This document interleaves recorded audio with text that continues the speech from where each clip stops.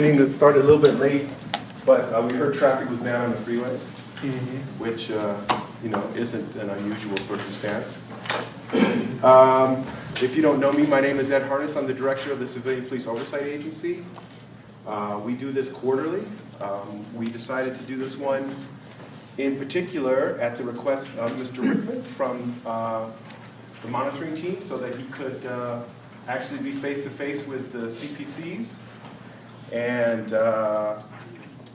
go through the items on the agenda. And then we at the CPOA will have a little bit of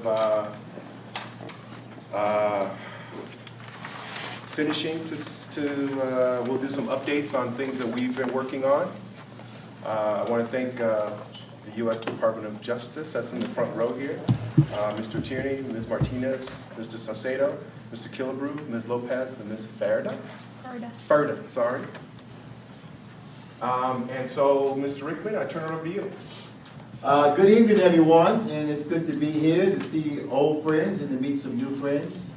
Before I get started, I want to acknowledge the monitor and his trusted partner, Jim Ginger and Lloyd Owens, sitting back there. And so I just want to acknowledge those two. I want to also thank the CPC leadership and the other CPC members for not only showing up this evening, but all the hard work they do throughout. If they don't have an organized community, which a lot of them don't, they don't even have an MMA, let alone an HOA. So they're... Try some different strategies. The communication efforts, I'm not sure, we need to do more though. Because they come with their complaints, they come with their concerns, but they have no solutions. Yes. That's the other thing, they have no solution. Well, that's the... Well, I think, I want to interject there, because I think that part of my frustration and internally that we've had on our own council is that we are not only unfunded volunteers that must commit a significant amount of time, but after that, we have no guarantees of results. So when I have people ask me, what do you guys do? The real answer is, we have meetings. And we spend a lot of time writing recommendations that basically no one has to read. And they certainly don't have to implement. And I think we have the same problem over at the CPOA and CPOB, is we have toothless agencies, and we're asking volunteers to commit their time to come in and do really important work with absolutely no guarantee that they will be heard, and even if they are heard, that positive change will actually affect from that. And that's really my biggest concern is, we have a lot of great recommendations, and the low-hanging fruit is certainly being snapped up and implemented very quickly. But the really tough questions here, things like, reforming substantive policies, are not being tackled, and I suspect if they were, they're going to be shut out. You have this loop in the Office of Policy Analysis that is controlled completely by upper echelons of the command staff, and there is no way for the community to break into that. So if CPCs are supposed to be bridging that gap, there is no bridge to the other side. It's a bridge to a cliff where you may or may not get over. Can I say something that comes off of that that's a little different? The entrance criteria for voting members is very daunting. And when I first heard it, I was like, what? I have to go to a 3-month academy, I have to do a resume, I have to write a cover letter, I have to have an interview. I volunteered for a lot of things in my time, and all I had to do was show up. So this surprised me.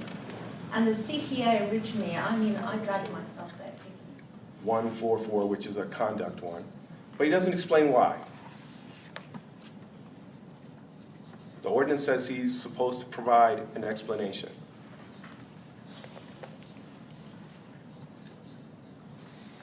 So, let's go to another issue. Vehicle collisions.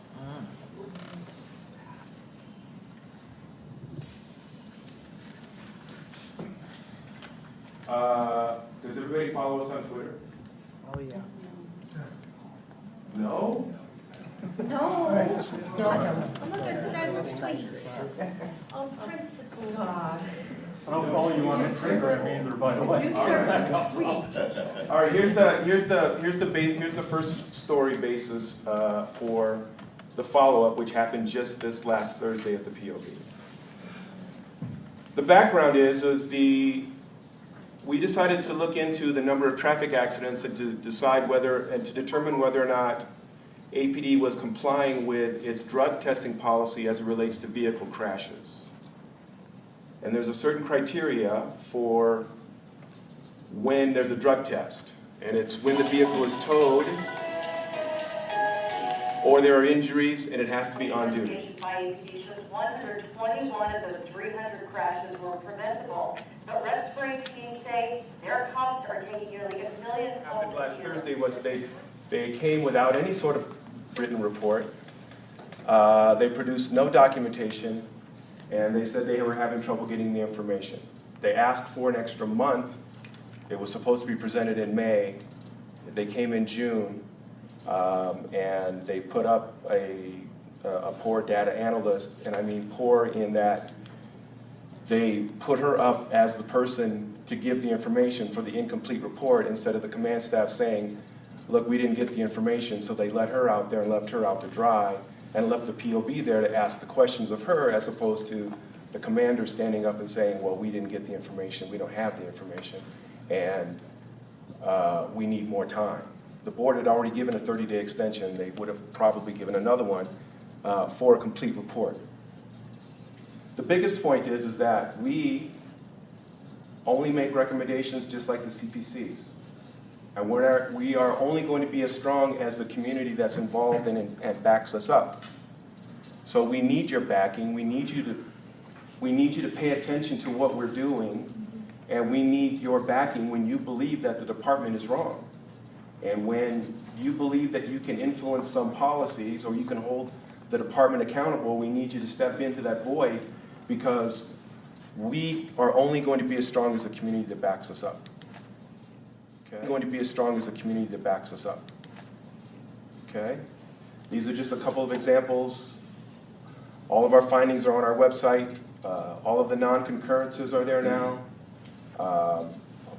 We made the point to Judge Brack in the last presentation that we completely support the monitor's position that there is a complete lack of accountability with the command staff at APD. The day-to-day officers do their jobs. They're not supported well by the command staff. They're held out and left in some points scapegoats. There's some issues coming up with the Force Review Board on Wednesday. It's not a coincidence that there's 2 cases coming up before the Force Review Board. Force Review Board has been meeting every week for the last 5 to 6 weeks. There's been 5 to 6 cases every meeting. So when the monitoring team is in town, the Force Review Board has only 2 cases. And they didn't shift the cases that they didn't hear last week. They picked 2 cases. One of them is an officer-involved shooting that is clearly reasonable force in this situation. The second one is an officer that they're going to hang out to dry because this is the very first cert case that's ever been presented to the Force Review Board where they have found it's out of policy.